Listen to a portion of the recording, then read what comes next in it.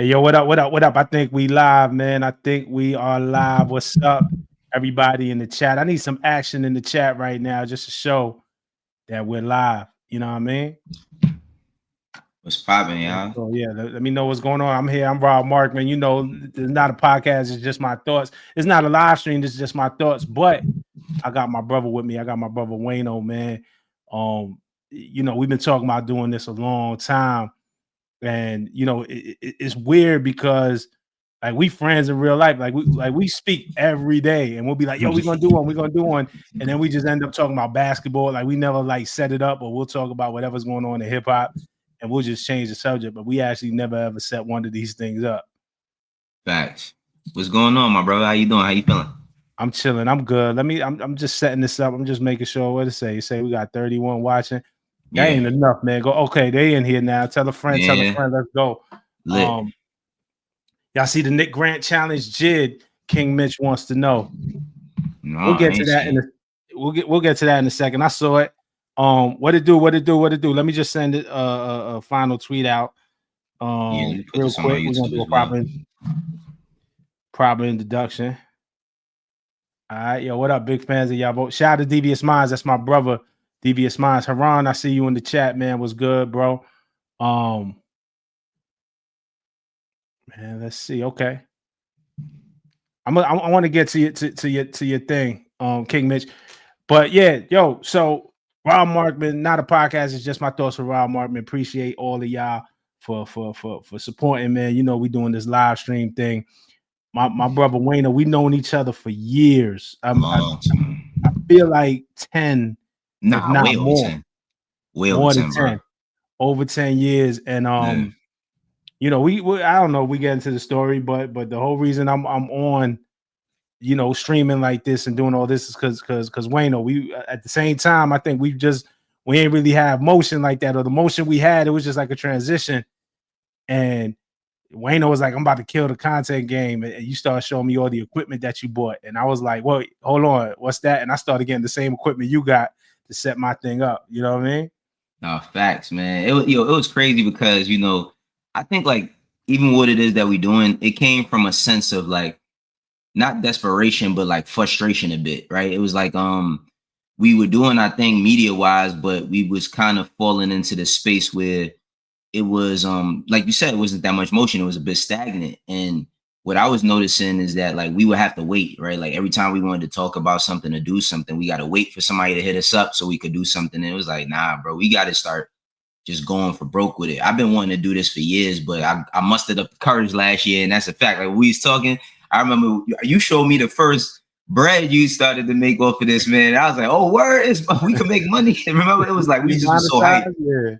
Yeah, man. And it was like, you know, we've just been going up ever since and just staying at it, man. I ain't gonna front. This has been such a consistent part of my day. It's ridiculous, bro. Like this is my thing now. You know what I mean? Yeah, nah, that is super crazy. Same with me, man. And you've been killing it. You motivate me on the days when I feel like I did enough today. I look and it's like, nah, Wayno got like 3 more videos. It's like, nah, I got to keep up. So not from a competitive edge, because we don't get, you know, we don't cut each other, but from an inspirational competitive. Oh, like he doing this, like it's like your gym partner. It's like your gym partner not gonna let you just lay in bed. You know what I'm saying? Till 12 o'clock. You're like, nah, you gotta go out there and gym and get these reps up. I see a couple of things I want to address, but we're gonna address the chat too. Yo, y'all seen Nick Grant challenge Jid? I seen that. Did you see that? I haven't seen it. Grant? No, I haven't seen it, man. Yo, let me tell you, bro, I get up and just edit all day. I haven't been seeing much, like, you know what I mean? So what's going on? Talk to me about it. Nick Grant went to Rory and Mal podcast and yeah, well, I guess it all started because TP, shout out to TP, my man TP from Atlanta. Yeah, man, that's my guy. Had tweeted something to the effect, and don't quote me, something to the effect though that nobody's rapping better than Jid right now. Like Jid is killing it, and I agree, man. I love when Jid just getting his bag. And Nick Grant quote tweeted it with the all cap emoji, just did all caps, and then they talked about it when he went to Rory and Mal and. Man, I forget. Only because you're not because we're not good and thorough at what we do. I don't have the exact quote in front of me, but off the top of the head, just something to the point of saying, you know, that he'd be down to challenge to battle Jid on some shit to see who was the better one. Nick thought he was the best, and Jid obviously got motion. He's gearing up for this album. God Does Like Ugly. So I think it's the atmosphere that we impose. Kendrick Lamar and Drake. We saw Joey Badass versus AZ Chike and Ray Vaughn and Daylight, and so I think that all the MCs got this competitive spirit. So we see if JID want to dedicate some time to that. Man, I mean, much love to Nick Grant. I took Nick Grant like on, I think it might have been his first tour when I was managing East. You know what I mean? We had him on tour with us, but Nick Grant got to get his weight up, man. Like I ain't gonna front. Like I hear him and I can understand why he could feel some way like that because he does have the skill. But right now, like Jid has been elevating year after year after year. Even his quiet years, he finds a way to become a part of the conversation all through music. No antics, no nothing. So like I can see him like, well, I can see the reason why he would want to jump in the ring with a Jid, but nah, bro. Like if I'm Jid, I'm like. Let me ask you a question. Does you said Jid got to get his weight? I mean, Nick got to get his weight up. I think Nick Grant. I've been a fan of Nick Grant for a number of years as well. Cool dude. Does he have to get like? What do we mean when you say that he has to get his weight up? Because there's some fans, right, who say, and I was on Drink Champs and I was talking about this. There's some fans who determine who is the best by who sells more records. My guy don't got to respond to that guy because my guy sells 10 million records and has 20 number ones and I can't co-sign. I don't think you're saying that, but when we say get your weight up, like what you thinking? I think you just got to get more prevalent in space. I mean, like, I've been knowing about Nick Grant for about almost 10 years now. You know what I'm saying? And he is a good artist. I'm not going to dispute that. And I don't think it's like a record selling thing, but I think that Jid, what he's been doing since, like, I found out about Jid around like 2018, right? Like around like 2018. What he's done in that time versus what Nick Grant has done at that time, he doesn't get a golden ticket to battle Jid. I don't think he's earned it. You know what I'm saying? I don't think that Nick is at the level that Jid is right now. And I mean, that's all subjective, right? Nick just dropped the project, and I enjoyed the project. Rapping on there is super dope. But it's not a project that a lot of people are talking about. You know what I'm saying? And I get that. I get that too, right? Like I understand why a lot of people aren't talking about it. Let's also factor in Jid is signed to a major. He has records under his belt. You know what I mean? He's the bigger artist, right? Nick was signed to a major too. Nick was on RCA for a minute or Epic. Yeah, I remember that. He is, but I mean, like Jid. He's not anymore though. But he had major motion for a second. I just me personally, like if I was working with Jid, I'd be like, nah, bro, we're not about to do that because I don't think it does nothing for him. Like you know what I mean? Like it doesn't. It for him, I don't even think it's fun for him in the space that he's in. You know what I'm saying? Like it sounds cool, but what's the benefactor of a Jid doing that? Like if it didn't come from a place of disrespect where he have to get in the ring, I'm not just doing that. I hear you. My bad. I didn't mean to leave this comment up for so long, but this is funny to me. Maybe this is a joke. I know a lot of people joke. Drake's biggest haters linking up, historical, is hilarious to me.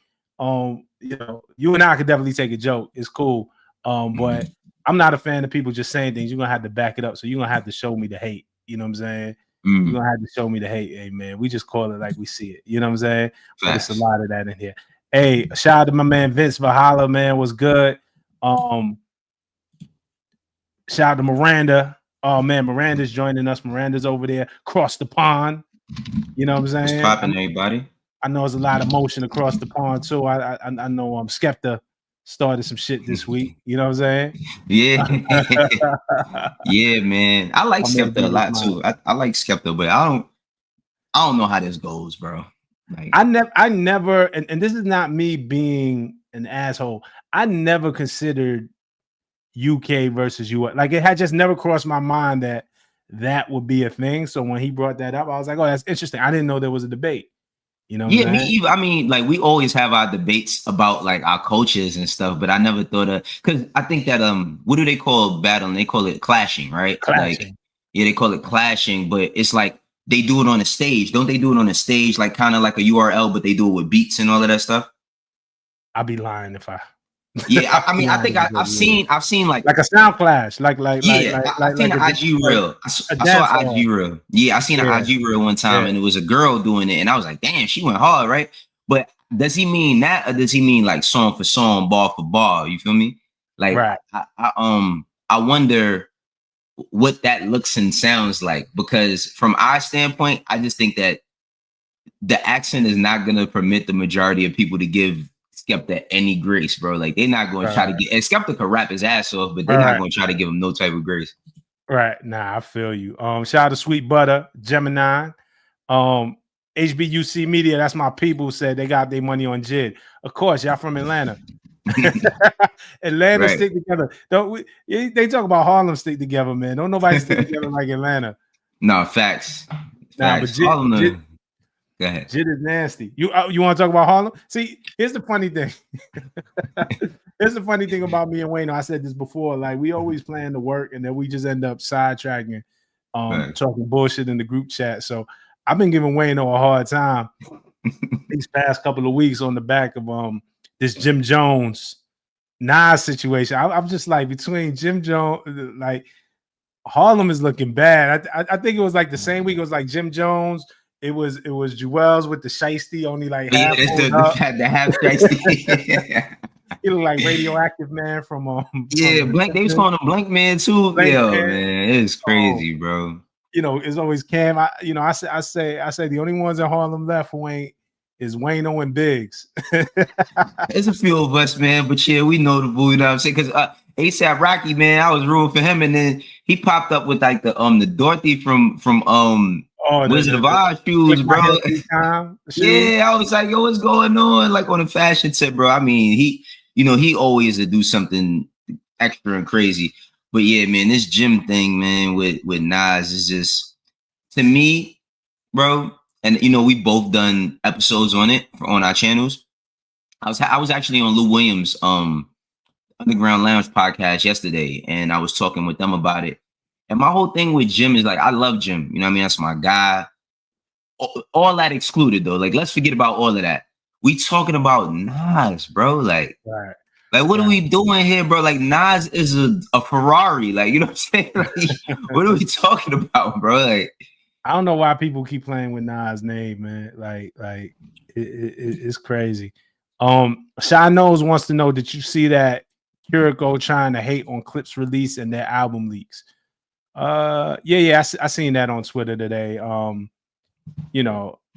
Here's the thing about the Clipse, and this is my opinion. I want to know, Wayno, what you expect from the Clipse. I'm a Chico. Have you heard the album yet, Wayno? No, I haven't heard it. I got invited to a few of the things, but I'm down here, so I couldn't make them. Yeah. Mm-hmm. Man, I've been listening to that album for the past month. I ain't gonna lie to you. But spoiler free. Stephen A. Smith. This is why I say to Shy Knows question. We don't care. We don't care. I'm here to tell y'all. Right now, I don't care what nobody has to say about a Clipse album. There is nothing you could tell me about Clipse that is going to change my mind about this release. I'm excited for this release. I think it's an incredible body of work. I'm so happy that Malice is back. You know what I'm saying? And not just back rapping, the perspective that he provides on this album. I think it's so much more than coke rap and the labels that people try to put on it. So look, man, hip hop has become so divisive on social media. You're either one side or the other. Again, same thing like we was talking about in battles, right? Like where I'm like, sales doesn't matter. People are like, oh, the Clipse aren't going to sell. Oh, the album leaked. Oh, the tickets aren't selling. I don't give a fuck. Nobody ever said, yo, I love the Clipse because they sell so much records. We love the Clipse because the Clipse is dope. So I don't give a fuck about anybody's opinion on it. You're not going to change my mind. Rob, I don't even know what any of the Clipse albums have ever sold. Like, to be completely honest, bro, I don't know. Like, most of my favorite albums, when I think about them, it's never a conversation about what they sold. I think that, like, that's a nuanced conversation, and it's been happening because I think it's a generational thing about what's important, right? Like, when I was a kid, even when I started working in music, right? I never read the Billboard, and we used to get them for free all the time, right? I mean, like, it wasn't the website, it was just the magazine. I just me personally, I never read that. I was reading the Double XL. I was reading the Source. I was reading Blaze. That's where I was getting my information from. But as far as like what I expect from this album, I just expect them to be them. You know what I'm saying? I expect them to be them. Myself, you know, I used to be around Pusha back in 2017, 2018. Like I was, you know, working with him on a few things, and he was talking about doing the album then. And then I used to be like, yo, y'all doing it? And he'd be like, nah, my brother ain't on it right now. You know what I mean? Like that's not what he on. And he would just leave it alone. And then I remember having a conversation. This is before, like maybe right before I moved to Atlanta.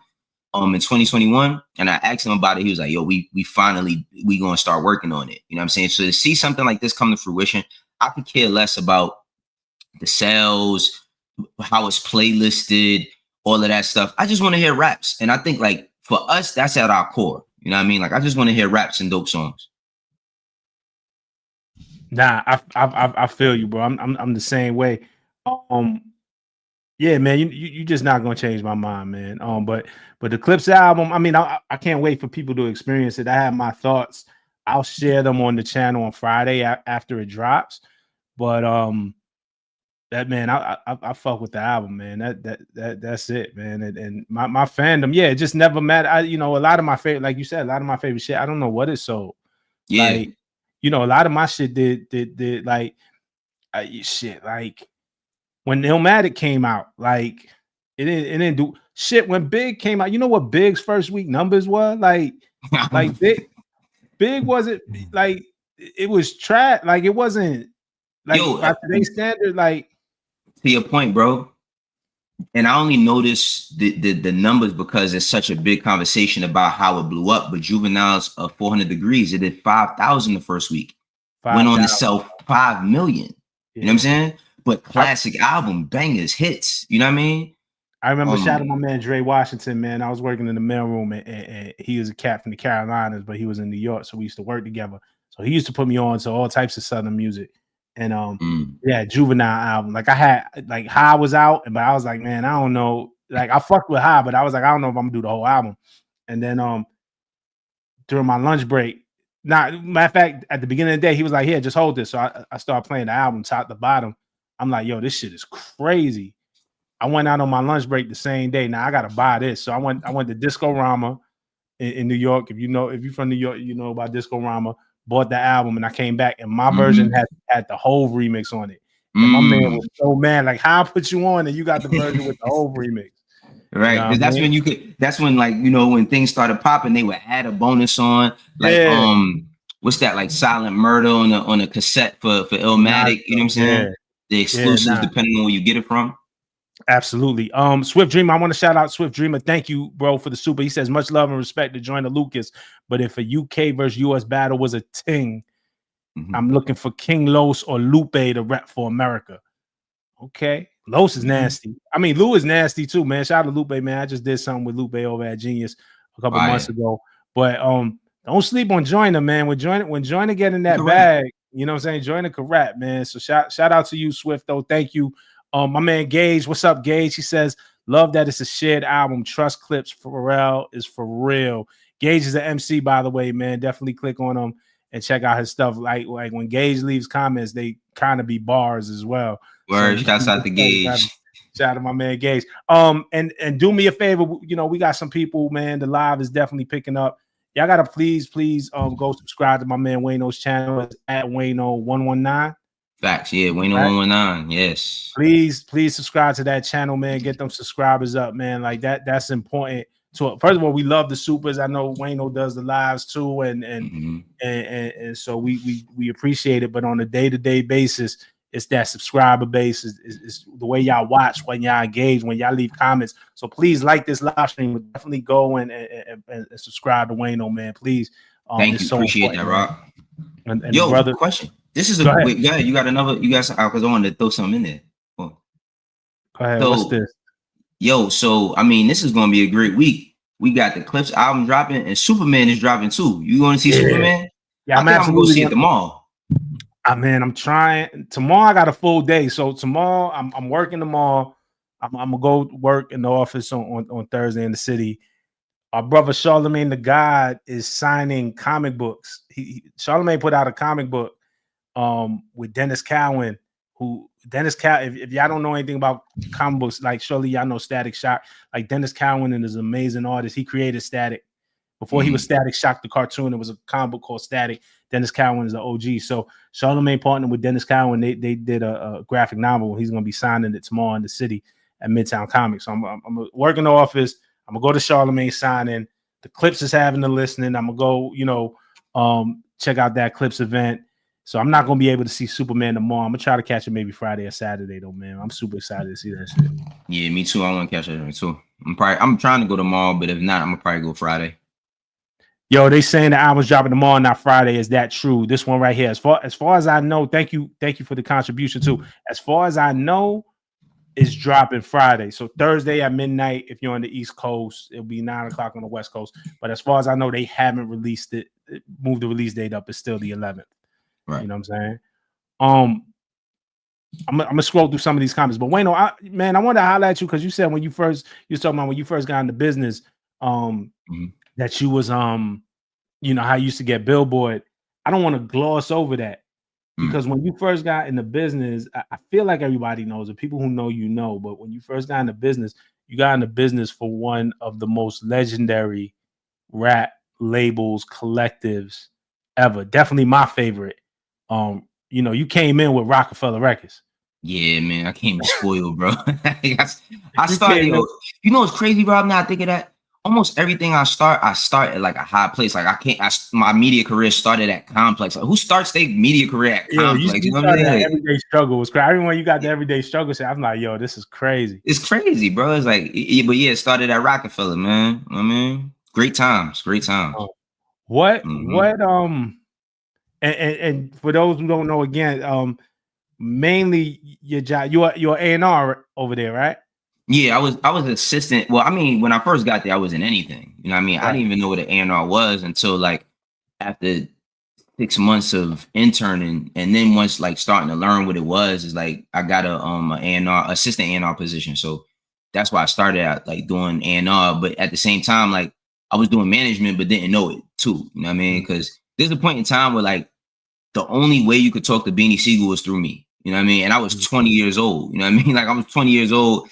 It like Biggs is calling my phone, like, where Mac at? Like Dame, like, you know what I mean? Like the only person that could get to him or get him to move at the time was me. So I would like, that was kind of like management, but I didn't have a title. You know what I'm saying?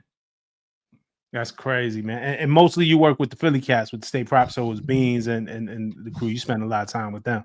Yeah, I spent a little bit of time around Dipset too. Like, cause I worked for Dipset for like 2 weeks. Like my Dipset job was 2 weeks and it was over. They ain't looking you crazy because you was with Philly, because I always hear that there was like a little competition between like State Prop.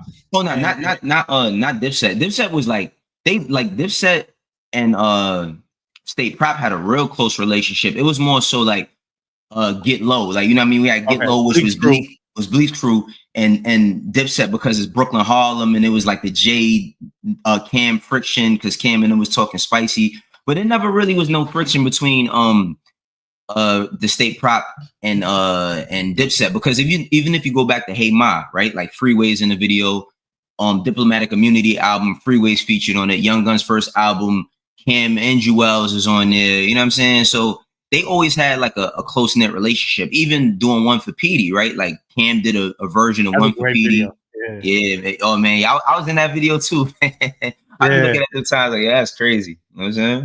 Nah, that's dope, man. So look, I say all that to say, I'm sure you got stories for days. I mean, some of them you tell, like the other day, again, we was in a group chat talking about a whole record, and you was like, "Oh, I was in the studio when he recorded that." I'm like, "This which one was it? A Blueprint 2. You said you was in the studio. Yeah, Blueprint 2. Well, I was there when he played it. Like he played it for us. Like it was crazy, bro. Because that's like I came around like during the beef was still going on, and then like when he started recording the album Blueprint 2 is when I really like, that's when I'm in the studio now. You know what I mean? Like I talked to Bleak last week and we were just talking about stuff, and I said something to Bleak and he's like, damn, I don't even remember that. And I'm like, I said, I was the only one not getting high. Like, oh, you know what I mean? Like, only I was smoking all day. I ain't smoked. So like every time I was around, bro, I had to kind of like really record my memories, because I'm like, nobody's gonna believe this. Like, you know what I mean? Like nobody's gonna believe that this is happening. But yeah, the first time we heard it, it was me, Young Chris, and Oskino, and he played that shit, and we just was like, damn, like, Yeah. you know what I mean? Going back at Nas, it was some really good times, man. I learned a lot being around them brothers, man, for real, a whole lot. That's dope.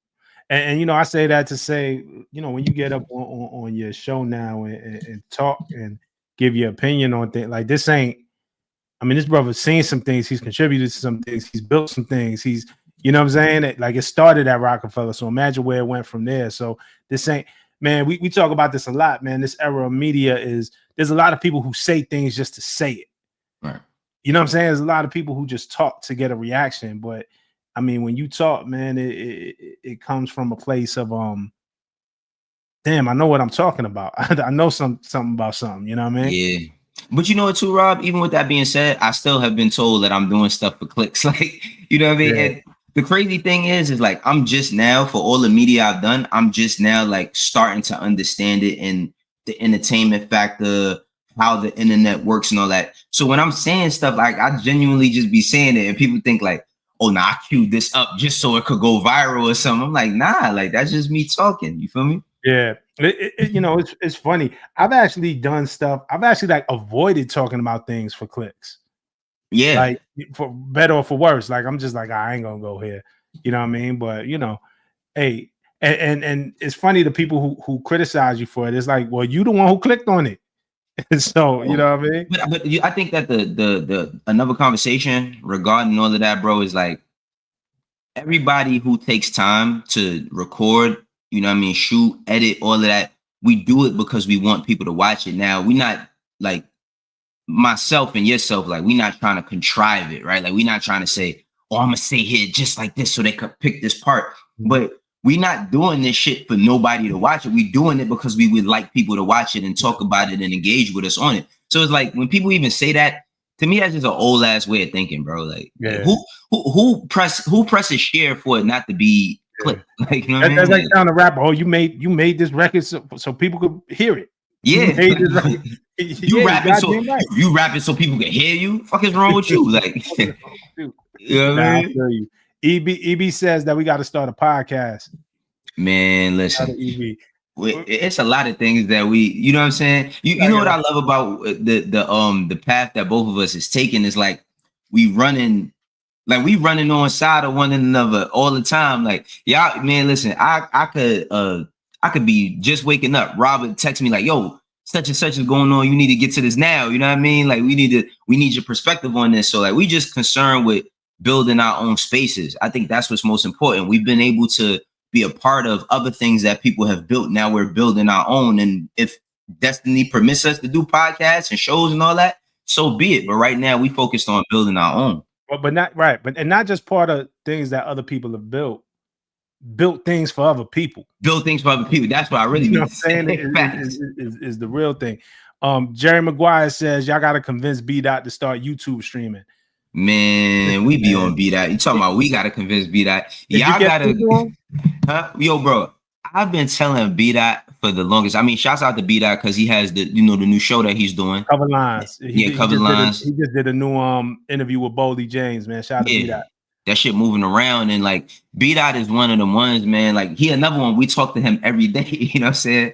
But you know, he's talented, and of course, I definitely want to see B-Dot more prevalent in this space. You know what I'm saying? But that's on our brother to do. You know what I'm saying? That's on him to do. I'll tell something. B-Dot is my brother. I never. I mean, it's not a crazy story, but again, and I say this to be motivation for y'all. When the reason why I started my YouTube, and I'm very transparent about it, everybody knows I'm at Genius. Shout out to Genius. That's Team Genius. But you know, after COVID, business got rough. Production budget got cut, so they canceled my show. I used to have the show For the Record. They stopped doing the show, and I said, okay, cool. I still work here, but as a talent, as personality, I'm gonna do my thing somewhere else. Caught a contract with Amazon. We was working for Amazon for a minute when the contract was up. Amazon wanted to go in a different direction. They had new people come in. The people who had kind of put us in position had left. New people had come in. They didn't want to renew the contract, which is, you know, that's business. That's not, you know what I'm saying? Like, so, but I was stuck. It was like what you said. It was like, bro, well, shit, I still want to show. I still got things to say. I'm gonna say it. And I didn't know what to do. And I said, man, I got to start a podcast. And I had B-Dot like, yo, let's do one together. And Dot is my man. And he didn't exactly say no, but he just ain't get back to me. He was just like, yo, I'm gonna think about it. I'm gonna get back. It was like 2 or 3 weeks. I said, man, fuck this shit. Wayno, hey, I'll do it myself. Yo, it's like the name of Wayno's show. So bro, that's crazy because even and here's the logo, y'all. This is the I do it myself uniform tee. I need my merch. Is the merch up? So let me tell you, bro. Even with the whole concept of I do it myself, it really is that. Like I do have a very small team that I'm trying to build and expound upon, but the whole idea of that came from me, from everybody suggesting that I do work with somebody else. Like It was, I would do people's podcasts, and then I remember on Twitter, it became a little thread of people saying that I'm the sixth man of podcasting. You know what I mean? Like I remember I didn't. But this is the thing though, Rob. Like I actually thought that was dope because listen, if y'all felt like I was Jamal Crawford put the numbers up. But I was like, you know what? I wanna put myself in a position where I could prove it to me. You know what I mean? Because like Rob said, he just told his story and mine. We were both at Amazon and had shows, and our stuff got canceled. So for me, bro, I'll do it myself really came from me sitting and saying, all right, I'm gonna buy some stuff, I'm gonna sit down and I'm gonna learn it. And now on a daily basis, I be sitting here editing for hours. Like, I'm still amazed. Like, damn, I really learned the skill. You know what I'm saying? Like, it gave me a new respect for people who are, directors and creatives, and because when you got to do that shit, man, daily, it's a lot. It's really a lot. Don't I know it, man. I like that logo too. It kind of give me, if that's not the inspiration, forgive me. It kind of give me like Houston Rockets, like Steve Francis vibes. Oh yeah, I'm catching it. Like what I'm saying. So what's crazy about this is that wasn't the inspiration. I got this guy who has done logos for me in the past, and I had reached out to him and I was like, yo, bro, I need some work, and he's like, all right, and he sent me a couple of variations, and when I seen this, I was like, nah, that's the one. I was like, because I could see it on everything. Like I could see this on the varsity. I could see this on different forms of merch, which of course we have, the uniform tee that's going to be dropping very soon.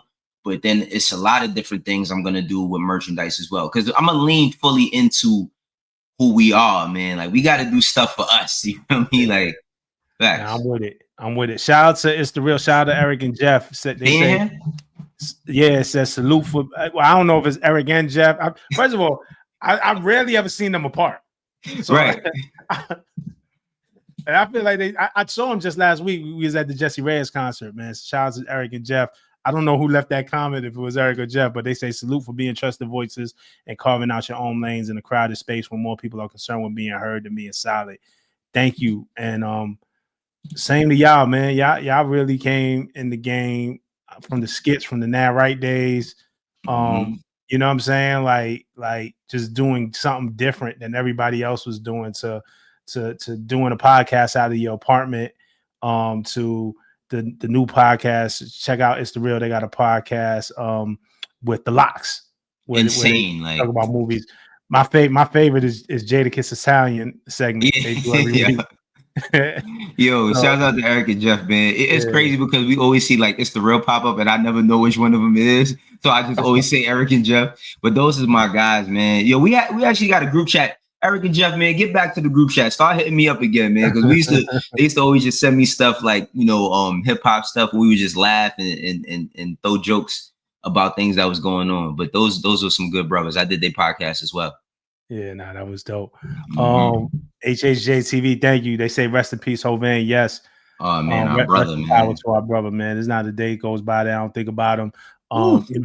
We was all part of the same crew. I mean, the way I said, me and Wayno speak every day. Me, Wayno, Hovain, like it was our group chat, man. Those was our peoples, man. We know each other's families. We've been around each other's kids, type shit. So, for real, man. Rest in peace to Hovain. My man, Mike John says, "What's good, gentlemen? Salute and respect, much love, and all the best going forward. Y'all the realest." Thank you, Mike. Come on, Mike. Thank you for that. You ain't had to do that neither, but thank you, brother. Appreciate you. Yeah, man. What about this? Let's see about this one. This is not a hip hop one. But did y'all hear about YouTube starting July 15th? The only videos that will be monetized will be only original videos with your own original voice, meaning if you post other videos, you won't get monetized. Yep, I heard about that. You heard about that? Yeah, I seen that earlier today. I mean, guess what? I didn't break a sweat because this is what we literally do every day. Good, You know what I'm saying? good. More for me. Facts. Now, Love yeah, it. because I feel it, man. Like look, man, AI. All this AI content, you kind of tell these like news videos when it's the same voice every time. Like I don't really fuck with it because who's behind it? I'm concerned with our culture. You know what I'm saying? I'm concerned with not just where I'm getting the news, but who's giving me the news. Right. You know what I'm saying? I don't know what a lot of these, like you might have been a Tekashi 6ix9ine fan account before, and now all of a sudden you want to change your avatar and your logo, and now you want to tell me about bars and Kendrick Lamar and Drake, and I don't want to hear it, man. Like I don't even want to fuck with the authentic. Shout out to Nigel, and he says, yeah, AI cannot be stopped. Yeah, absolutely, and I think it's a tool. But AI also doesn't mean that we have to be out here faking, or we have to lose our humanity or who we are. And definitely not AI as a Trojan horse for anybody to come into the culture and have a say, because they could change their voice up maybe to sound like they have like a Brooklyn accent, or sound like they have a down south accent, or sound, it's like blackfishing. It's like the digital version of like blackfishing and shit like that. Like you part of the culture and you really not, and you just eating off of this shit. So fuck all y'all. And I said it. And I'm glad. Yeah. Yo, it's crazy because I had a whole conversation yesterday with my son about AI, because down here, they starting to put them Waymo cars in the street. Okay. And the drinks that is a driverless car. You know what I mean? It's the car driving people around. And I told my son, I said, yo, you see that right there? He's like, yeah. I said, yo, that's people losing jobs, yo. I'm like, that's literally people using jobs. And then I started talking to him about robots, and I was like, yo, it's about to get real. Like, it's about to get serious, man. And you better figure out how to make yourself some bread and invest it into things, because in a minute, man, they don't want to pay nobody no more. I mean, they don't want to pay nobody no more. Yeah, man. I'm asking my wife just if she can bring me this book that I've been reading, like on that subject, right? Like it's a guy named Mo Gadat who I've been following. Young Guru put me on to him, because this was when Timbaland started doing the AI thing, and Guru kind of flamed him up on a live.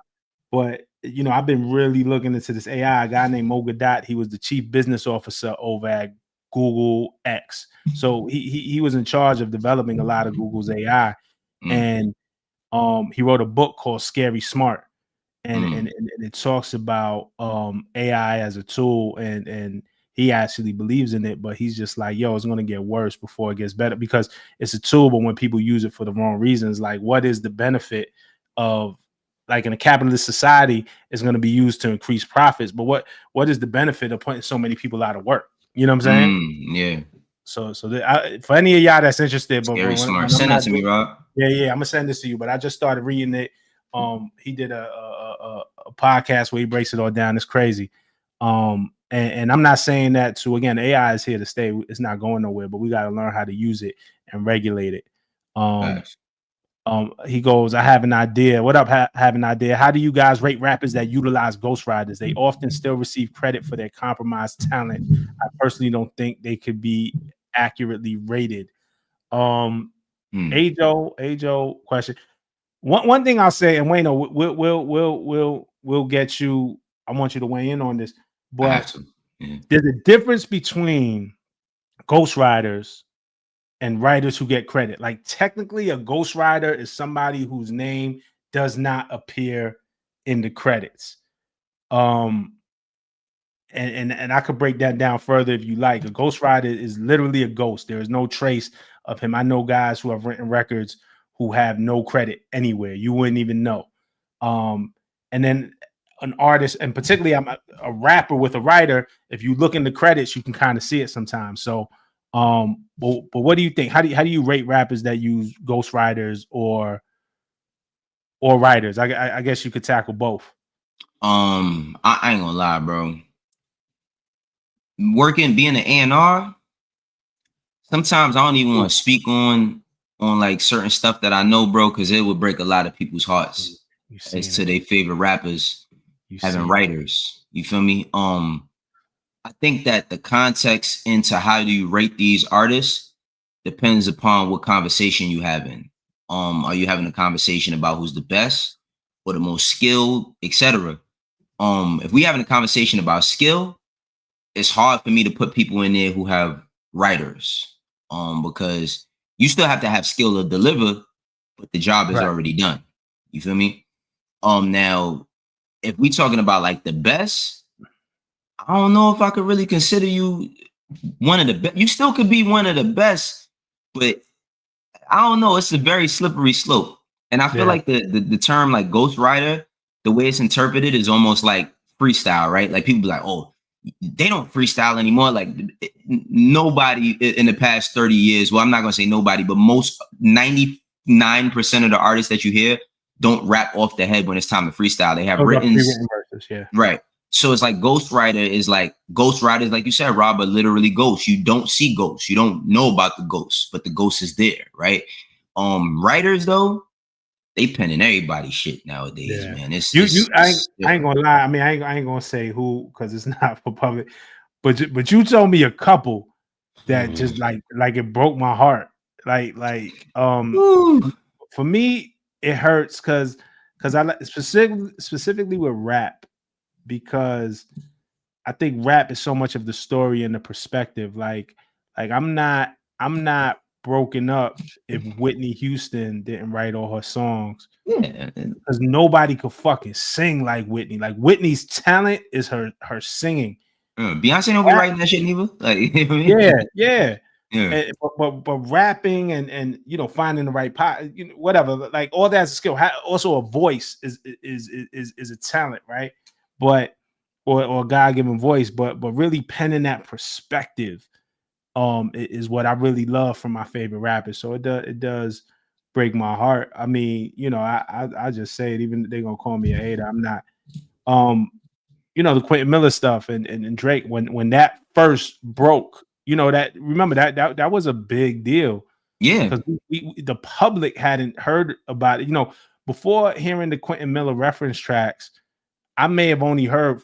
I'm not in the studio like Wayno's in the studio. I may have only heard 4 reference tracks in my life. Like one of them was like a T.I. joint that he did for Dr. Dre.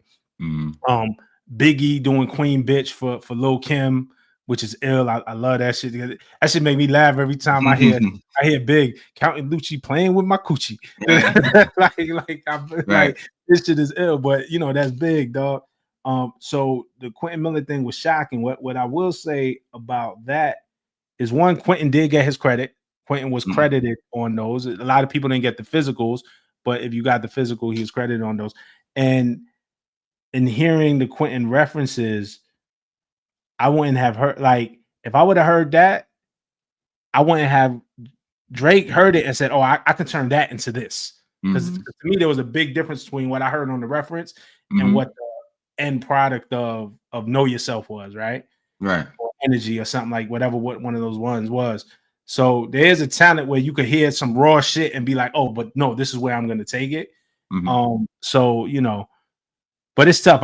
I feel like, Wayno, it is tough for me to rank you. You know, I think it's a different conversation. I think you could still be an amazing artist. I think Dr. Dre is an amazing artist. I think Kanye West is an amazing artist.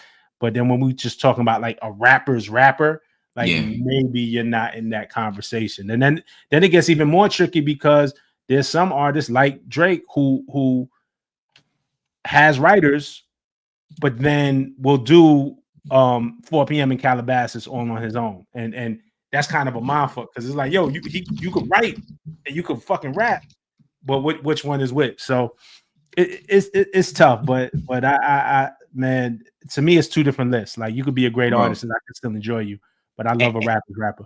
And I think it depends on like the type of rapper, because I'm gonna keep it 100. And this is like when we think about like who had reference tracks or whatever, it's a certain caliber artist or a certain space of artist. Bro, if I found out that Lil Boosie didn't write Set It Off, I'd be tight. Right. Like if I heard a reference track for Set It Off for Boosie, I'd be tight because his passion on that record is one of my favorite records. You know what I'm saying? So it's like it's just the rap bravado, right? It's this level of bravado that rap supplies where you're supposed to be what you say you are. Right. And then in hindsight, majority of these people aren't who they say they are. You know what I mean? But bro, I'm not surprised by nothing like this. The references I done seen and heard, and I've literally watched people write whole albums for people. I do that, man. I'm not surprised by nothing no more, for real. Listen, I'm cool as long as you don't tell me Hove. As long and somebody like Black Thought. Like if I found out like if I found out Black Thought had a writer, I would cease to believe in everything.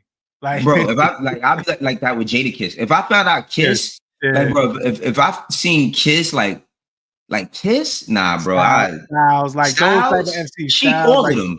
Yeah, like if I found out they had writers, which I wouldn't believe it either. You would have to like. You got to put us in a time machine and bring us back to the moment when it happened, like for real. Right, absolutely. Sean Perry, thank you. How do y'all deal with bias when discussing music? That's a good question. Hey, let's just get this out of the way. Everybody has a bias. If you're human, you have a bias. You know what I'm saying? I think it's acknowledging your bias and still trying to come from a neutral place. But I think it's okay to have a bias. You just got to be fair with it. You know what I'm saying? So I always strive to be honest with my audience and fair. You know what I'm saying? And that's probably that. Wayno, do you struggle with that? Nah, yo. Here's the thing about bias, man. I just hate the fact that like when people talk bias, it's only New York. Like we're the only. Yeah, it's like it's only when you're from New York that you're biased. It's like, okay, should I not speak on things that I like? You know what I mean? And now I try to be objective as possible. I ain't gonna lie. I try to be objective as possible, but if certain things can sway your opinion depending upon how you look at them, right? Like just certain subject matter, right? Like if you hear certain things and you might be tainted by a person's actions, or you might not like a person's actions, that's going to affect how you speak about certain things and depending on the context of it, right? Like depending on what you're talking about, if you're telling me that this person is a good person, he's just this great guy, I'm hypothetically speaking, but you tell me about this person being like this great guy, and I know personally that they're an asshole, that they're a fuck person, then it's going to be hard for me to even listen to you talk. Yeah.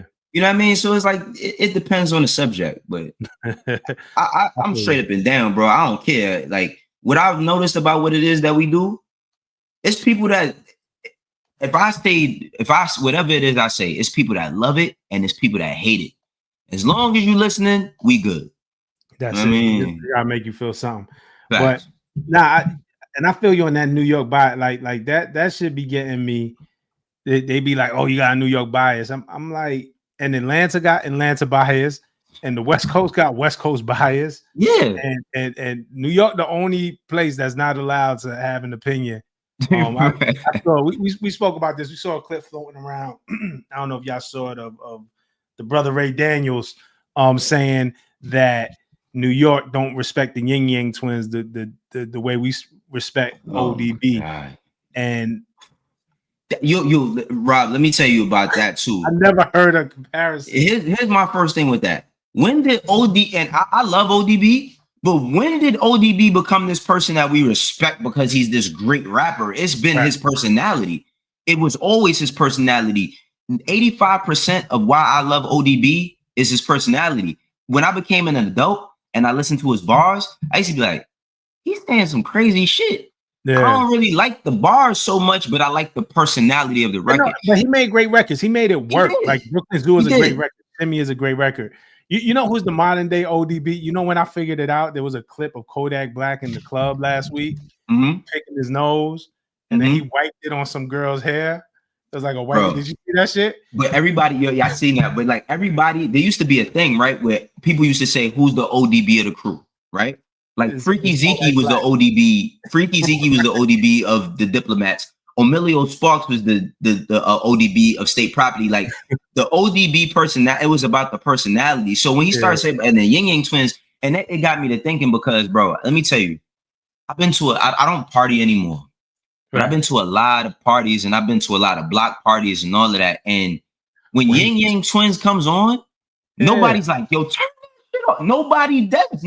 Like they swear that we be like that up here, dog. Like them joints was playing up here too. Now we might prefer ODB, or we might, because he's from here, like we understand it more. Like it might be like, but I was like, nobody was fronting on the Ying Yang Twins, and ODB's not on my top 5. I love ODB. Yeah, he's not in the top 5. He's not in my top 10. He's not in my top 20. He's not in my top 20 either.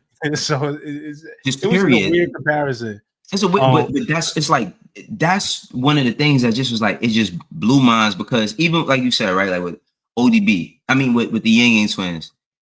No, we not looking at the Ying Yang Twins the same way we look at Mobb Deep, because they do 2 different types of music. Yeah. Like I think people want us to respect like ODB, the Ying Yang Twins like we would Outkast. Like they both from the South, but they make totally different music. You know what I'm saying? It's like, okay, it's a new thing for you to rage bait about. That was weird to me. Skinny Day says, "What's up, Wayno and Rob? I'm glad y'all doing something together." Wayno, I remember years ago you said Drake seen himself become the villain. Do y'all think the same will be able to Kendrick now that he's a top guy? So, if I understand the question, Drake seen himself become the villain, and if that's the premise, will the same thing happen to Kendrick after a while because he's on top? For me, no. Only because, all right, Drake, this is a conversation I used to have with academics. There was a point in time like Jay-Z as a rapper, we wasn't into what he was doing personally. Him as a rapper, we loved and revered him as a rapper, but it came this point where Wayne started becoming like higher than Jay, where people started like being like, Jay-Z, don't nobody listen to that. And I used to tell Act like, yo, the same shit is gonna happen to Drake, bro. Like there's gonna be a point in time where people is just gonna shun him, just period. You know what I mean? It's gonna be a changing of the guard. It's always like that. With Kendrick, the reason why I say no is because Kendrick is not like, I know he's having like the biggest moment of his career, but he's not a new artist. Like, you know what I mean? Like he's in over 10 with damn near 15 years now. Yeah. You know what I'm saying? So it's like, I just don't, and we talking about the caliber of things they do off the court, which matters so much more. Yeah. We don't know what Kendrick eat in the morning for breakfast. You know what I mean? Like as much as I've seen like his kids and pictures and videos, I don't know what they look like. Yeah. You know what I'm saying? So it's like he leads with music. It's not about his personal life. So I think the more you give your personal life, the more people will pick it apart. I do think it's possible. I think in theory it is possible. Like, listen, Kendrick is not going to be the top guy forever. Right. Everything moves in cycles, and the way the public is, if we're being real, when you see somebody winning for too long, you know, like, oh man, the Lakers won too many championships. Like, oh man, I'm sick of seeing like it just starts to switch. You know, I think and we've seen it happen to Jay. Yeah, when Wayne dropped "Dough Is What I Got," when Jay lost to Nas, you know, you see it. The longer you stay in the game, and the longer you stay at the top, you increase your chances. I think how you prevent that is self-awareness.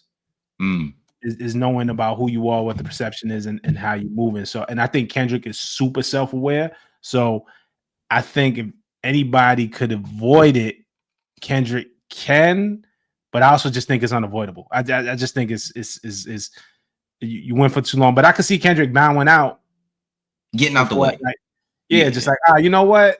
The temperature ain't the same outside. I had my run, and I could see him doing something else or something like that. So it's about self-awareness, but it happens to everybody, man. It's that Batman shit, right? Like die a hero or live long enough to become a villain. Facts. You know what I'm saying? It would have happened to Big. You know what I'm saying? Big just passed before. You know, we got. It's happened to a lot of people. Yeah. I mean, look at 50. It's happened to him. It's happened to Ross. I mean, I wouldn't say Ross was like top guy as far as like selling and nothing, but people get tired, man. That's the only thing I hate about this culture is that, like, man, we always looking for a new toy. You know what I mean? Right. Like we get tired of it, and then there's not enough preservation of the history. It's not enough appreciation for the history. So people just like, they throw this shit away. It's just, you know, that's one of the things I hate about it. For real. Miranda, shout out to Miranda, said, anyone listening to songs off the Carter 6 a month later? Not I, said the cat. Yeah, not I. Oh, Midget Mike, hold that thought. I'm gonna get back to that, Midget Mike. I see your Big L comment. I want to get there. I want to ask Wayno about Big L, especially being from Harlem. Hold on though. But yeah, you know what? I haven't revisited a lot from the Carter since it dropped. I'm gonna be honest. I haven't listened to it since it came out. Honestly, like after listening to it, I listened to it like 6 times to review it. No pun intended. I've listened to it in the gym, in the car, in the crib. I haven't listened to it again since then. I ain't gonna lie. I've been listening to this Clipse album. This Clipse. There's the soundbite. There's the Rob Markman says that the Clipse like shout out the people who watch my videos. They know it. They be like, "Damn, Rob, okay, we know you had the album." You know what I'm saying? You know what it is though? It's like 007. I've been getting like links. From the people, but they expire after 2 days. We taking this link down. 3 days we taking this link down. So I get it. So I don't like. Actually, I don't have a live link right now. I don't like saying it because I don't want to get hacked. I don't want to get whatever. Right. So but Darryl Rogers says there are rumors that Hov is going to be on So Be It Part 2 on the Clipse album. Have you guys heard anything about a Hovers? I heard about the rumors. I see it on social media all the time. They released the track list already. So yeah, they released the track list. But I mean, even if they were, they wouldn't put that there, right? It's like with the Future didn't even release his track list. He just dropped the album, right? When he put out We Don't Trust You. Yeah. And they didn't list the features, you know what I mean? Like, yeah. So listen to it. I won't spoil it for y'all. I want to get back to this Midget Mike thing. Big L was coming for Jay's spot and Big Pun was coming for Nas' spot. Am I wrong? That's a great question. Midget Mike, if I could find, how old are you? I just, not to shame you, I just want to know, like, if you were like in prime age in that era, or if it's something that you're looking back on, if you could answer that. But Wayno, you want to tackle that? Because I got heavy thoughts here. I could tackle that. It's not as much heavy thoughts for me. I'm gonna honestly say, like, Big L, no, he wasn't coming for Jay's spot. And I think Big L, as talented as Big L is, he's not my favorite rapper from Harlem. I don't think he's the best rapper from Harlem. Yeah. You know what I'm saying? I love Big L. He was greatly skilled and all that, but see, we lived at, like you asked the age, like we lived at that time. You know, we was alive at that time. We were young at that time. I was a teenager at that time. Jay-Z at that point, I don't even think he had solidified his spot. You know what I mean? Like he had a spot because Hard Not Life was out by that time. When did L die? L died in 99. Right? Yeah, 99. Yeah. Like DMX, bro. DMX was DMX. I mean, selling wise, DMX was probably the big, and having records, he probably was the biggest artist at that time. You know what I mean? Yeah. Pun and Nas, I don't know. I never looked at it like that, man. I never looked at Pun was coming for Nas, but like I never looked at it like that. I could be wrong, but I never looked at it like that. And I appreciate, and Mike, this isn't because I got to answer too, and I don't agree, and it's not to shame you, because I hear this a lot. So I'm like glad you asked the question, because these are conversations, especially the Big L conversation. And Mike says he's over 40, so you were other age and you were around. So my perspective is this: no, not with L. I know a lot of people point to the Stretch and Bobbito freestyle, the Big L Jay-Z freestyle. Bro, I was listening. I was a Stretch and Bob raised me, bro. I was a Stretch and Bob junkie. I was listening live when that happened. Wow. Like I was listening to that freestyle in real time. And at the time, not thinking Jay was whack or lesser than. I mean, L was the man at that moment. Absolutely. And Jay, because Jay was a guest feature on L's first album. This is 95, so Jay hadn't really emerged. Reasonable Doubt isn't out yet. But you listen to Jay-Z's style on that now, and it sounds dated because he's doing a bit of that fast, slow, speed it up, slow it down type flow. But it didn't sound crazy then because a lot of rappers rap like that. You know what I'm saying? This is when things were shifting. And then, you know, people talk about Big L about to sign the Roc-A-Fella before he passed. And I just think, and I think L was talented. I bought Lifestyles of the Poor and Dangerous when it first came out. Like I bought it. I was a big L fan. I wasn't so much of a fan of the Big Picture. I didn't like the posthumous album as much because I can hear how it was put together after he passed away. Like I could hear. And I say all this to say is L didn't get the love when he was alive. So the lore of Big L grew after his death. And that's just the truth to me is when kids say, oh, their rappers get better promotion. Like I just think people appreciated Big L more in depth when they did Alive. Because when L was out here doing it, he wasn't getting a whole lot of love or the love he was supposed to. And Rob, to your point, I feel like at that time, L had become kind of like a niche thing, right? Mm-hmm.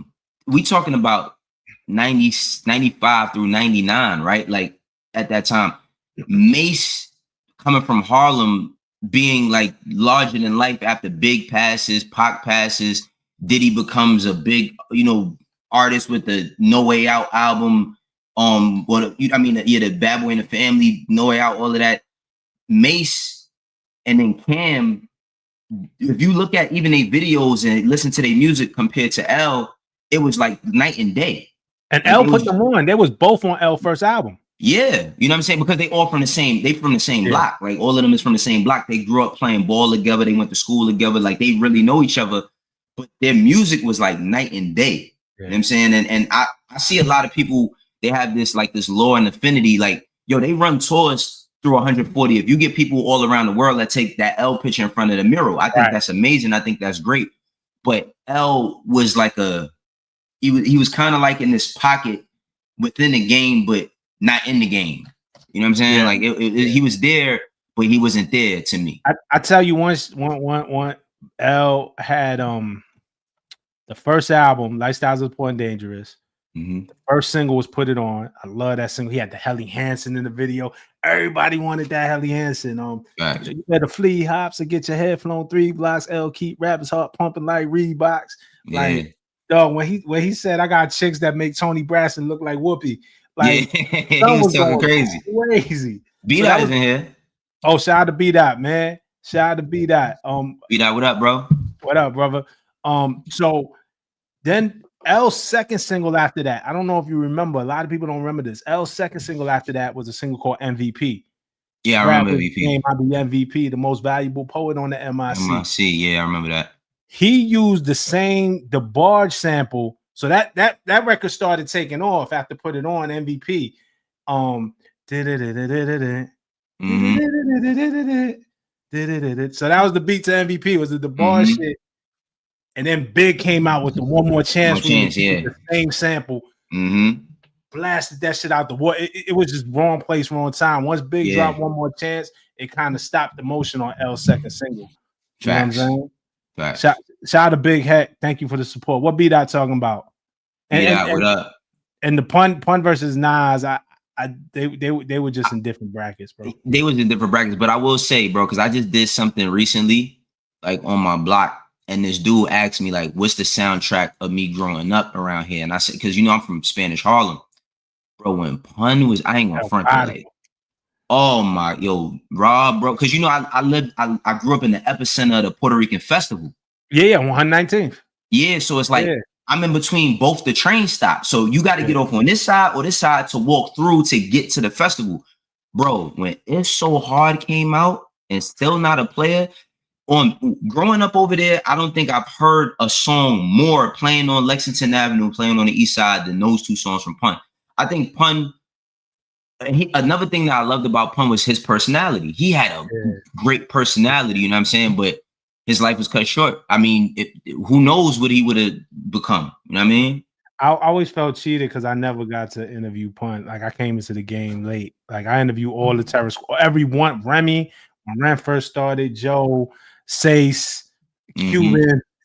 like I came right after that Pun era. But Pun was crazy. I ain't gonna lie, I cried when I just couldn't help it, bro. When It's So Hard dropped the first time, because I remember Angie came on the radio. I remember hearing on the radio. Yeah, and she announced, "Yo, Pun just passed," and she was like, "Yo, it was maybe a Wednesday, or I forget what day it was, but she was like, yo, we was gonna premiere his new single later in the week, but fuck it, we might as well just drop it now. And she dropped the single, and I'm listening. I'm like, damn, this is crazy. And then when Pun does the ad lib, like, I just lost 100 pounds, I'm gonna live. Yeah. I was like, yo, like everything just like, I was like, yo, that's crazy. I still get chills thinking about like the first time I heard that was wild, man. B-Dot's in the chat. Yo, B-Dot, they said you gotta come, they want you to do more on YouTube, man. I told them they gotta check out Cover Lines. Got that Boldy James interview. Definitely going viral, man. Definitely got Amanda Seals on your ass. Yeah. Got the good dope, B-Dot dope at doing them interviews, man. But B-Dot, you gotta get in this YouTube bag, brother. For real. Amanda Seals is tight. Damn, bro. I seen that shit. Oh no, man. Here we go. My brother Roc Flair, man. My brother Rook from the Justice League, man. Thank you, brother. Like, you ain't had to, man. Everybody, man, follow Rook, man. Rook does a show every week, once a week, where he reviews. He listens to y'all music, man. If y'all, want to get somebody I got a Justice League story. Go ahead. I want you to finish. I got a Justice League story. But these are this Grammy award winning Justice League. They respond when anybody asks me about the Justice League, if you don't know it and what they beat sound like, it's just this. It's just orchestra, bro. It's just like big, lush sounds. Some of my favorite producers ever, man. Rook, I love you, bro. Man, we gotta finish those records too. I got a couple with Justice League, man. Shout out to Rook. What's up? What's your Justice League story? So first off, I want to say much love and respect to Justice League. I've met all of them at one point in time or another. But man, do you know that when I was working on Young Chris' solo album, right? When I was working on Young Chris' solo album, the first beat that they gave us ended up being the first Maybach music beat. The Young Chris album. Chris did a song called Never Die. And when I tell you, when we got this beat, man, we was like, oh, nah, we got, because if you had back in like, the mid 2000s, back in our time, Rob, right? Like if you had a really, really good beat with really, really good rhymes, that was enough to get people to pay attention to what it was that you was doing, right? Like that's what music was about. And we had Never Die.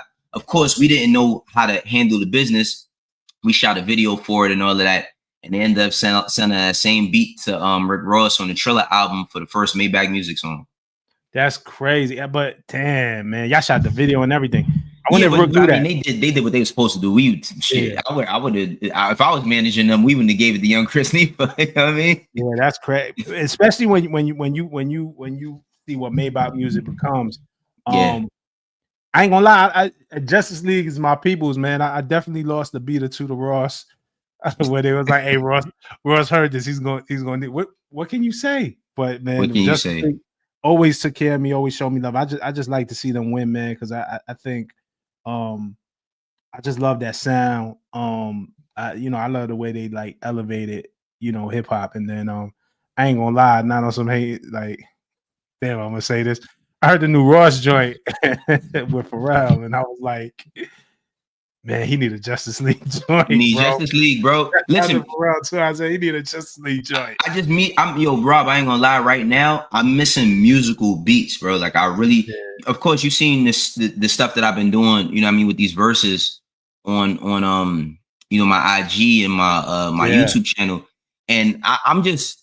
Bro, we don't have no textbooks, man. If ain't nobody going back to turn the page to put people on to what shit was, like our history just gets depleted in Justice League. You know what I mean? Like the work that they did, they unmatched, man. For real. Yeah, nah, for real. Shout out to Devious Minds too. That's my brother. He said the first time I heard a JL beat was Joel Santana, Rumble in the Jungle. Yeah, man, legendary shit. I'm gonna go back to the stars thing. So thank you, Rook, man. Just definitely check out Rook Flair. Dal Rogers says, while they've been dropping freestyles and even Lloyd Banks freestyle on Ace Trumpets, how you guys feel about them? And rap is bringing back dropping freestyles again. Check my channel, Daryl. Funny you should ask. I got a video talking about the Wale freestyles coming out tomorrow.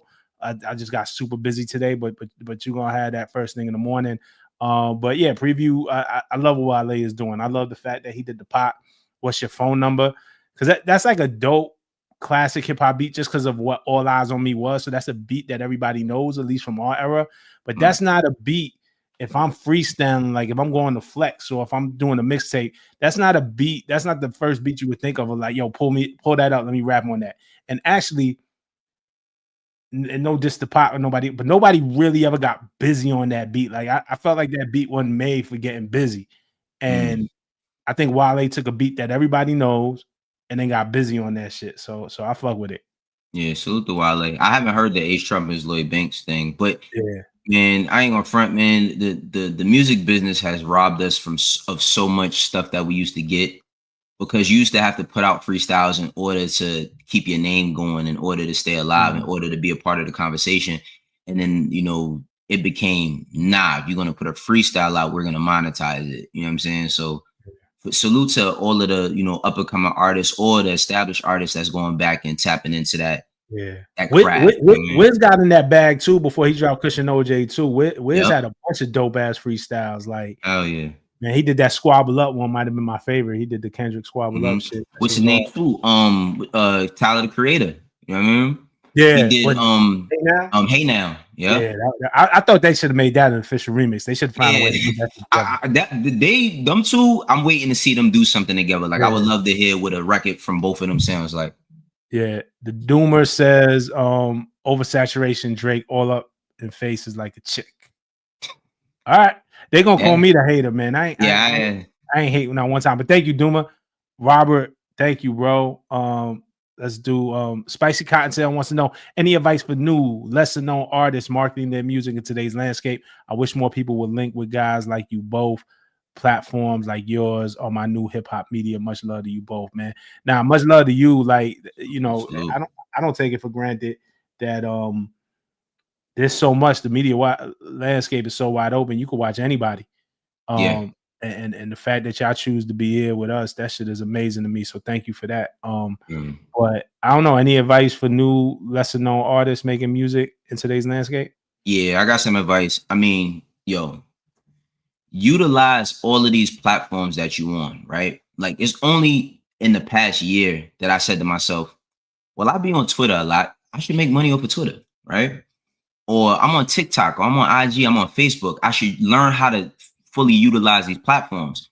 I think that up and coming artists or lesser known artists, what you got to learn is that when you have a YouTube channel, it's a channel.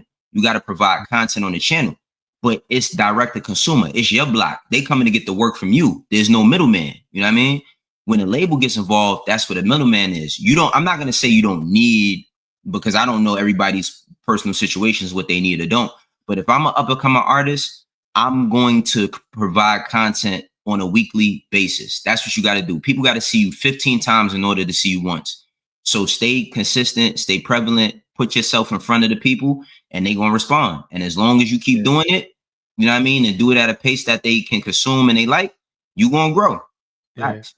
And content don't got to be TikTok dances if you're not a dancer. It don't got to be content. Could be you breaking down your lyrics, you connected with your fans, you doing a live with 5 people, and then that 5 turned to 10 after a month, and after 2 months that 10 turned to 50, and you just got to build it. The other thing I would say is I think now more than ever, first of all, nobody got this shit figured out, and I think we got so comfortable where everybody's just following the formula, everybody's trying to fit in and do the algorithm.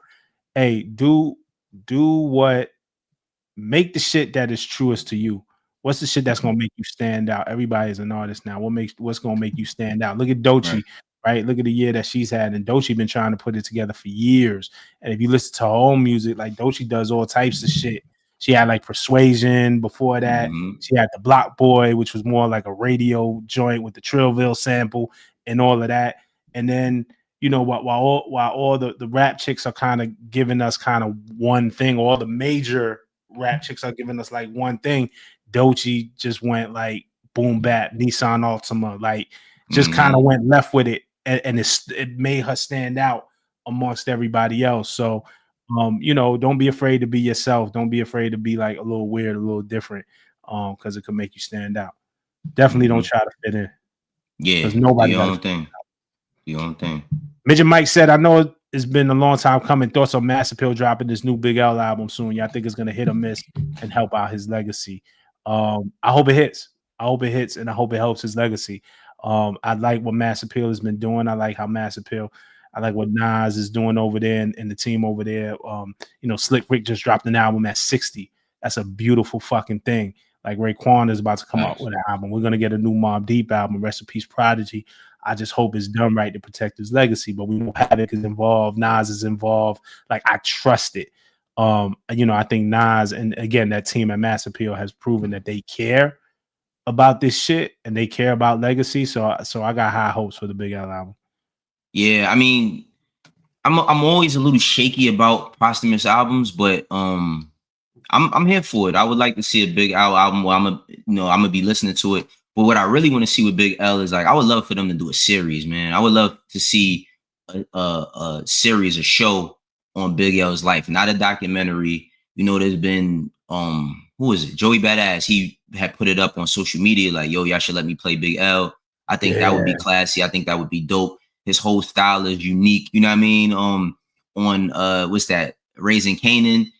Unique. You know what I mean? Unique isn't Big L, but he dresses like him. You know what I'm saying? So I think that could be dope, man. I like what. Of course, I've gotten a chance to work with Mass Appeal. We made a lot of money together, so I'm supporting what they got going on. Feel me? Talk about it. Yo, I like I knew Joey since I met Joey when he was in high school. Joey Badass. Him as Unique. I had to hit him. I said, bro, I watch you and I don't see Joey. Like I see the cat. Like I'm like, yo, you convinced me that you really was in the street like that. Like, you know what I'm saying? So he's a hell of an actor. So if there's anybody, remember Joey played Inspector Deck in the first season of the Wu series too. Yeah. Arizona Man says it feels like older rappers are killing it right now. Do you think younger artists will notice this and start prioritizing real lyricism again? Nope. No. Nah. I don't think so at all, bro. I mean, but lyricism, there's a definition for it, and it's the definition we've made up for it. You know what I'm saying? There are artists who they do it, you know what I mean, and they go for it. But I think that people like nostalgia is like a thief of joy. You know what I mean? Sometimes we get so caught up in it, we can't see what's in front of us and just appreciate it, and we don't give the younger ones a chance. But younger artists aren't so much inspired by the older artists to say, oh, that's what they doing, I'm gonna do that. It doesn't work that way. It's never worked that way, like to that extent, for real. People have always done their own thing. I do feel a bit differently from you. I just think like the game moves and the pendulum swings.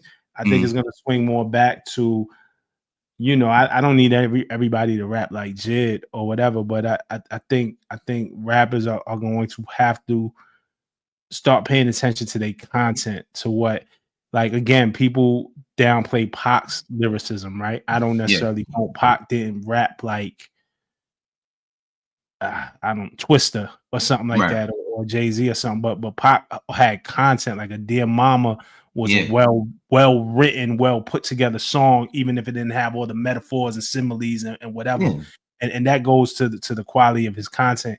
I just think if you out here rapping about bullshit, like people gonna want something real, especially with this AI shit coming, and they gonna start making AI rap songs, and there's some fans who don't care. Look, Harvey Mason Jr., the CEO of the Grammys, when they asked him about AI, he said music is music. Damn. He said music is music. Like that's crazy. So if AI could tell you, just put a bunch of slang words together and the hottest brands and this and that and make a rap out of it, what's going to set you apart is going to be the content. So I think real lyricism from the point of, again, I don't need you rapping like Black Thought, but I think y'all motherfuckers better start saying something, because y'all pointing out the bullshit you saying, the machines could do that now. Yeah, you just gotta, like you said, bro, you just gotta have something to say. And I think like storytelling, and I think, when people hear the words storytelling, they think you have to do it like Nas. Like I said, Glorilla's Thank God It's Friday. That's storytelling. You know what I mean? Like, yeah. It's 7 p.m. Friday. It's 95 degrees. I ain't gotta. That's storytelling. But I think that, like, we always, well, I'm not gonna say always, but so many people just view hip hop as it has to be this in order for it to be authenticated. You know what I'm saying? Wherever region you from, just have something to say. Yeah. Mike Smith says, thank you, man. He says, it was written, got me missing jazz sample beats. I feel you, bro. If you want some like a dope kind of jazz hip hop album, there's no lyrics on it. But Green Lantern, I forget the name of the album, but DJ Green Lantern put out something a couple years ago that's really dope, where he sampled a bunch of jazz shit. And you know he's one of the illest producers. Robert Villanueva says, would you rather play ball in Chucks and Dickies or Timbs and jeans? I feel like you're trying to be funny, but we're gonna be funny with you, man. I love this question. I like you going first. I got my answer. Go ahead, you go first. I've never played in Chucks before, but in Dickies, but I have played ball in Timbs and jeans before as a kid. I've absolutely played ball in Timbs before. Facts. And people laugh like, yo, are you crazy? Like, I just don't think they get it. Like you outside all day. Like in New York, man, like when you outside, you outside. First of all, we used to get yelled at for coming in and out the house. You know what I'm saying? When you outside, you outside. Hey, I went outside today. I got dressed. I had my Timbs on. I wasn't planning to play ball. But I'm at the court now, and my man over there is talking shit, or some girls over here we trying to show off for. Now, okay, we're gonna get busy. I'm not going back home to change. We're gonna play in these Timbs. Bro, we used to play, bro. I be thinking about, because if I seen kids, I think about like today, bro. We used to play ball we used to play basketball in the snow. We played basketball in the rain, bro. Yep. Your hands burning all messed up, bro. But because our social construct, the only time we got a chance to be social was just being outside and being together. So any time we spent outside was no time wasted. So we had played ball at any time, bro. I played ball in 10-degree weather before with a coat on. Yeah, same, absolutely. And you know what? I ran 3 miles in Chucks. It was the worst shit. Quick funny story. When I was at MTV, we was doing Hip Hop Health Week. We came up with an idea to just like went to Styles Peace Juice Bar and interview Styles. And we ended up in Miami. And when Nori started running like 3 miles a day and putting it on social media. So I said, yo, Nori, I want to do an interview with you just about you running in your regiment. And when I went to Miami, all I did was I packed Chucks. I wasn't expecting to do nothing crazy. And he said, yo, the only way I'm going to give you the interview, you got to run with me. What? All I had is these Chucks, bro. The blisters on my fucking feet, dog. Oh, man. What? I hated Nori for that forever, bro. I don't know who asked it. I was looking at it because I was watching. Wait, hold on, too. Issa. Thank you, Issa. Shout out to Issa, man. Don't rap, man. Check out Issa Whitaker. That's my guy. I just saw it scroll up, and sorry, I don't know who asked it, but they asked, "Are you going to do?" I think it was Robert. Asked this. Are you going to do Memphis Bleek's podcast? Yeah, I spoke to him about it. So Bleek, he shoots it in a few different places, but when it first went up, I had wrote in the comments, "Nah, Bleek, I need an episode." He was like, "Hell yeah!" And then I had called him last week because I was getting some info about the whole, where Nas and Jay-Z's problem started, and that's when he told me, he's like, "Yo, it started with me, bro." He like it really started with me because one of my mans gassed me up. You know what I mean? Like one of my mans gassed me up, and he said, I don't know if Nas was actually talking about me, and he's like, "Yo, when I thought that he was talking about me, Jay went off." Like, you know what I mean? Like Jay went off about that shit. I'm definitely doing Bleek podcast. That's what Bleek said. Your lifestyle's written. Who you supposed to be? Play your position. Yeah, but he said it started from Nostradamus because you want a ball. What you think? I can help you with that. You want beef? I can let a slug melt your hat. So he said the way the whole shit started with him was his man from his projects called him like, "Yo, Nas talking about you on this Nostradamus song, you got to hear it." And they was all young. He said he heard it, was like, "Nah, he talking about you." Like he gassed him up, and he was like, "Yo, till this saying that." Bleek was telling me. He said, "Bro, to this day," he said, he never even met. I think he said he met him before, but he like, till this day, I don't know if he was actually talking about me, bro. Bleek had the joint. Bleek had, what you think of that? What you think of that? A whole lot of that. What you think with that? And remember, like Bleek's whole thing was the hat. You know what I mean? Like he was the hat and the do-rag. Bleek and Shine made the big fitted school in New York. Facts. Miranda asks, "What about the Will Smith freestyles? What about him, Miranda? You listening to them? Come on, man. I know you're not listening. Shout out Will though. Will, Right. my guy, nicest guy, bro. Takes by Taylor said, "Do you think the state of America is going to influence the sound of music within hip hop, and will a shift force rappers to be more sincere again?" I don't think it's going to be the state of America because, but I think it's going to be the state of technology. I think the more we start getting art that is not human, will force artists to be more sincere and extra sincere. That's just my take. Yeah, I mean, I don't know, man. Like, I think the level of awareness, that artists have today is just different, man. I think, like, when things was happening before in society and we didn't have as much information, the only time an artist could really get something off their chest is if they said something about it. And now it's like, I don't think they even care to. I'm not going to say they don't care because there are artists that talk about these things. But I mean, generally speaking, they're not. The mainstream artists ain't going to do that shit, man. I can see Doshi, even though she's a mainstream artist now. You know what I mean? And I think she cares about her platform and how it's presented and what she does with it. I think she'll do stuff like that. But generally, nah. Nah. Okay. Easy. I feel like this is for you. He says, "Peace, G's. Wayno, I watched the No Funny Dialogue. The West slander was heavy. LOL. Hollywood, not LA. Mm-hmm. I say that to say, are you both tapped in with TF?" What's TF? Yeah, I'm not sure. I don't know who TF is.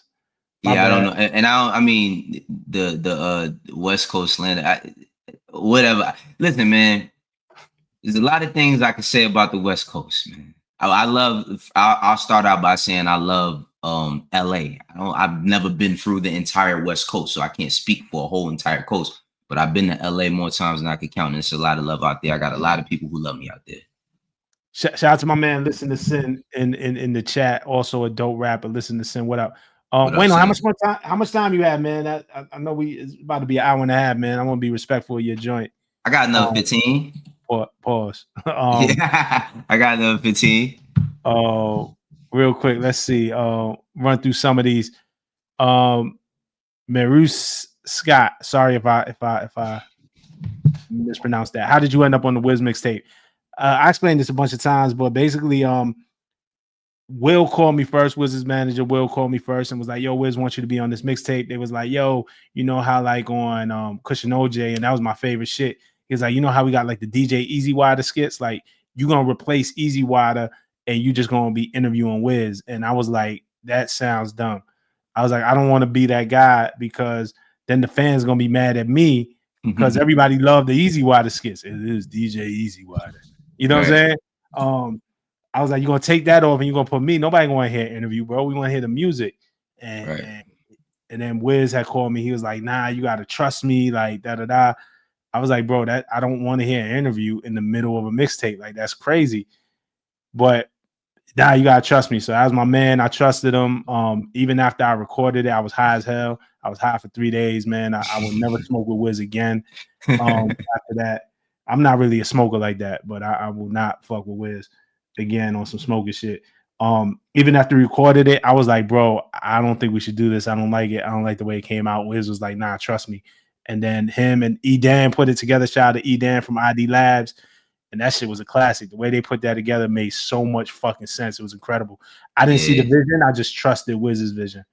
That's fire, man. That's so dope. Yeah. Is that the only rapper you ever smoked with? I got one rapper. I don't smoke, but there's one time I got past the blunt. I had to smoke the blunt, man. Yeah. With who? Nas, man. Yeah. I was with Nas. I was in Miami. He passed the joint. I said, "I ain't about to." Nigga, I'm telling this story one day. Hell yeah. Yeah, a couple rappers. Wiz for sure. Be Real. What? I mean, you tough, Rob. You tough. I ain't gonna lie. Smoking with Wiz and Be Real. My cousin is in Cypress Hill. So like all the Cypress, like my cousin, shout out Bobo. That's my real life cousin. So like my first rap concert ever was a Cypress Hill concert. Wow. I'm trying to think. There's a bunch of them. I I can't even remember, but yeah, I've absolutely smoked. I don't remember. Wayno, when you in the room when Cam made "Oh Boy"? Nah, I wasn't working at Roc-A-Fella when that happened. Mm. Yeah, Shout out to DJ Links, man. Brooklyn, what up? Just showing love, BK all day. My man Steven, man, this is my family. Just sending you guys love, y'all inspire, and really talk about the music without the bullshit. However, Wayno, let me know if you got some of them Love Bomb shirts hanging around. Ooh, Rob, you remember my clothing line, Rob? Yeah. Cool mentality. Nah, I ain't got no more of them drinks, man. Yeah, but yo, Steven, man, thank you, bro. That's love right there. You took me back, man. I made them shirts 15 years ago, man, for real. I made that shirt in 2010, 2011. That's my family too. Steven's my family for real, bro. Shout out to Steven. Shouts out to Steven. Easy said, Wayno, you show me love. I meant bros. DPTF got Rock Marcy projects, got Alchemist and Muggs hits. New project, The Green Bottle. I check it out, man. You know, Al Muggs. We was just talking about Cypress Hill, so I mean, legends, man. I'm definitely gonna look out for it. Oh, he talking about the dudes. I think he talking about the dudes on the podcast. The ones I was on. He meant them. Like, are they tapped in? Yeah. Okay. Oh, gotcha. Yeah. Sorry, we just missed that. Yeah. Okay. What else? I'm gonna Shouts out to Easy though. Shouts out to you, Easy. Rob Markman going to a show for Cypress Hill and Atmosphere soon. Can't wait. Yo, I opened for Cypress one time. After I dropped my first album, they was like, "Yo, come open for us." It was at Brooklyn Steel, right? Mm-hmm. And at this point, I'm not smoking no more, and I'm like, you know, the crowd don't really know my music. The Cypress crowd is a different type of crowd, so I'm like, man, I gotta get the crowd to fuck with me. And my DJ, shout out to S-Wit. S-Wit is my partner, man. S-Wit DJs for me for all the shows. Shouts out to Wit. That's my sis right there. So we came out with a routine. I bought like a sack of weed, probably like 100, you know what I'm saying, or whatever, and had my brother roll just skinny joints for me, just, you know, small little teasers, testers. And so I had a bag of joints, and I told Swit, this is when Drake dropped Free Smoke. Remember that? Free Smoke, yeah. Free Smoke, Free Smoke. So I was like, Luke, that nobody steal this, because this was an excellent routine. So I did a couple joints, and then I said, yo, it's time to whatever, man. You don't go in nobody's house without bringing a gift, right? Yeah. I'm in y'all house. We in the house of the hill. We're gonna bring a gift, man. I said, yo, Whit, play that joint. Started the Free Smoke. I just started throwing out joints. And my cousin was so mad at me. He said, bro, you like they throw weed at us on stage. They give us, you just gonna give out weed? Like, you just gonna give out free weed? I said, bro, like, but I'm not y'all. They ain't come here for me. Like, he said, nah, man, I can't let you do this. I did it. My cousin was standing on the side of the stage. And he was like, yeah, you killed that shit. He was like, yo, man, that's fire though. I ain't gonna lie, that's fire. Sometimes, bro, I just be walking through. Sometimes, you know, you just be in the city and somebody be like, yo, man, like, yo, you passed me the joint at the Cypress concert. So like, that's fire. So, cool. Joe Bag says thoughts on ASAP Rocky's album situation. What happened? Did he like upload it and like they released it unannounced it? Like, what happened? I don't know what happened. Yeah, what's the situation? I seen some of the meme pages I follow. Like I follow some like meme pages that are very like heavy Drake-esque that was like trying to shit on Rocky because they like, yeah, failed rapper Rocky drops his album. I didn't know what happened. Yeah. They said Rocky botched it. I don't know what he did. I mean, here's the thing about Rocky, and this is I fuck with Rocky too, man. No disrespect. You know, Rocky got 3 babies with Rihanna, man. Life is good. Yeah, he beat the biggest charge of his life. Like, yeah, he beat the charge. I'm not saying he not focused on rap, but rap ain't his biggest problem. But I can't imagine y'all fucking up ASAP Rocky Day, man. Right, for real. Like, leak his album, do whatever. I can't imagine y'all fucking up ASAP Rocky's day. He just got a lot going on. I think they got another baby on the way, man. Like, shout out to ASAP Rocky. He had the baby mother lottery, man. Facts. He's from Harlem. Just add that, y'all. He's from Harlem. I just want y'all to know Rocky's from Harlem. You heard? Yeah, man. All right, man. I think it's a good place to wind down. We did like an hour and a half, man. Yeah. you know, I just want to, brother, thank you for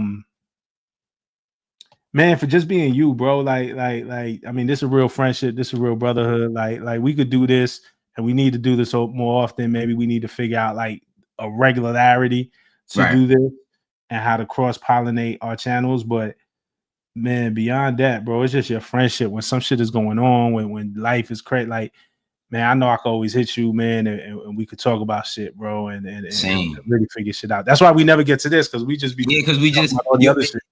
Hey, bro, it's so funny that you say that, because I mean, anytime I go live, even when I stream, people always be like, "You and Rob got to do something together," and I'd be like, "Bro, we talk literally every day, like, you know what I mean, like, and it's family, it's our kid, we talk about our kids, you know what I'm saying, Yeah. like even when we did what was that birthday bash? I brought my son with me. Like, you showed him wild love. Remember because remember, I be bugging about that time when you brought your sons to Dykeman, how little they was versus how big they is now. You know what I mean? When we was at the Nike tournament and all that. So, Yeah, you I know, forgot about yeah, man. I mean, so, you know, it's humbling, man. Like, it's humbling to be able to call you my brother, man, for real, because I view you in a very high esteem, and I'm happy that we got a chance to do something together. And yeah, we need to do this more, because our channels is growing. Like, that. you know what I mean? Come to our blocks. You know what I'm saying? Yeah, Like, for real. yeah, We got yeah. what you're looking for. Facts. Yeah, and look, I say I fuck with a lot of, like, we all work in the industry. There's a lot of different people we fuck with, but it's like it's different. Like, fuck, Yeah. like me and Wayne, like, this shit is different, bro. Like, Facts. and especially because we started our channels at the same time. Like, man, I just want to see you win. I know you want the same for me, so it's like anything we could do to help. So yeah, sub to Absolutely. Wayno. Real quick, and I'm gonna pin this too, but Kane wants to know. I was having this conversation with my partner. Is it fair to say Wayne hasn't really dropped a stellar album since his split from Cash Money? I mean, I'll say from my information that I got, like, Wayne doesn't have, like, you know, a lot of Cash Money people around him. Like, Markman used to be around him a lot when he was doing those albums. Markman has shifted over to the sports side, which he's still involved. You know what I mean? I can't speak for him, but what I know is that he's still involved, but on the sports side. So he shifted. I mean, I think even though Wayne dropped this Carter 6 album and I didn't really like the album, that doesn't make me no longer be a fan of Wayne. That doesn't mean that I hate Wayne now or I dismiss everything he's done. Like, we love Wayne, man, and we show him support. But listen, if it's fire, we gonna call it fire, and if we ain't feeling it, we gonna say the same thing. You feel me? Yeah, you know, I think with Wayne, I don't know when the split happened. I mean, Carter 5 was a good album. Carter 5 was like Yeah, it was a good album. was good. You know, I think what Wayno said, yeah, Mac Main is not involved with the music anymore. So, you know, when you think about Wayne and Wayne's highest moments and classic moments, Tez what was really involved. Tez is not like involved Yeah. musically anymore like that. So I just think things change. So I think when you think about a lot of your favorite artists, it's not, Wayne is prolific. Wayne could go in the booth and do 10 songs in a day. But then it's the team around you to help put that together. A lot of times it's just important as the thing. So I don't know that Wayne has lost. I think Wayne is still Wayne, but I do feel like you could feel a shift or a change, and I think a lot of that might have to do with the team. Right. Facts. Yeah. Absolutely. All right, we're gonna end it there. And Big Heck, thank you for putting it up. Sub to Wayno, man. Thank you, Wayno, y'all. I put it in the description. I put a link to his channel in the description. Please, please, please, please sub to Wayno, man. He took his time to be here. He could have been working. He could have done 3 videos at the time that we did this shit like I'm that. about So to he go took work his time. after this, bro. That's So all I do now. yeah, I got to work on a couple joints, man. So definitely check out Wayno's channel, man. We're gonna figure it out again. I think we gotta do a live. I think we gotta figure out how to do it on your channel. You know Yeah. what I'm saying? Oh, yeah. And so we all kind of just reap the benefits of this. Shout out to Ricky P, man, my guy. All right, man. I'm gonna check y'all out. Yo, it's Clipse Weeks. Peace. Also, wait, one more thing. Go to What's up? Genius right now. We got I don't know if you can see it. You can't see hardly it. see it. Yeah. Go to Genius right now. We got Chains and Whips verified. We set up the premiere. It is dropping on Friday morning. Pusha and Malice breaking down the lyrics to Chains and Whips.